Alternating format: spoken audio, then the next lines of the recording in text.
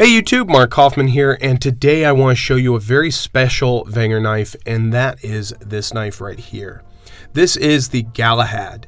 Now, that is a very unique name, and I'm sorry about the oil there, but that is a very unique name for a knife.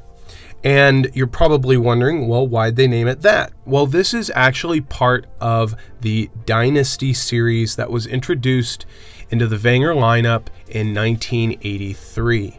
Now, in 1983, they were actually on the first 2 pages of the Wenger catalog. I'm going to put some pictures of that catalog up here right now. And these knives all had fictional or, should I say, middle-aged themed names or stories contributed to the names of the knife. So we had the Galahad, we had the Gawain, the Ivanhoe, the King Arthur, the Lancelot, and then the Merlin.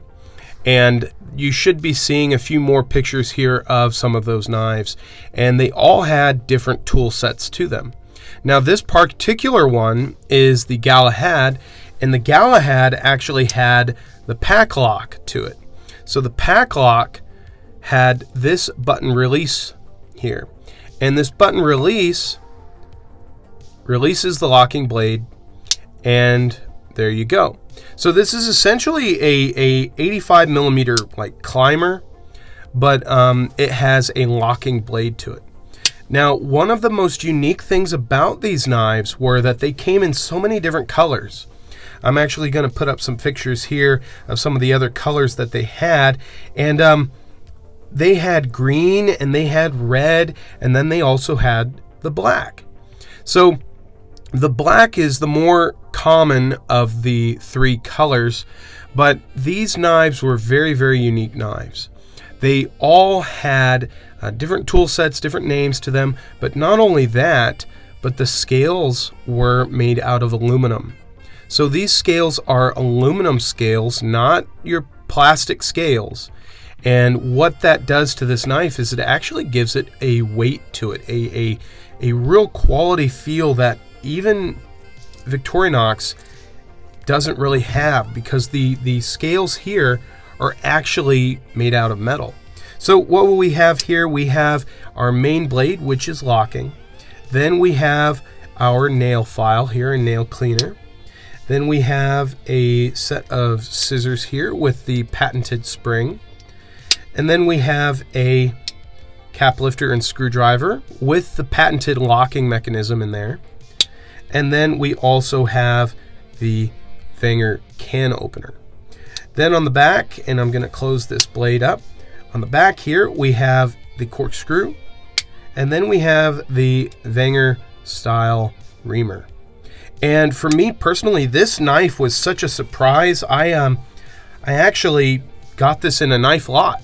So in that knife lot, I got a Secretary, 2 fake Chinese Swiss Army knives, and then this one.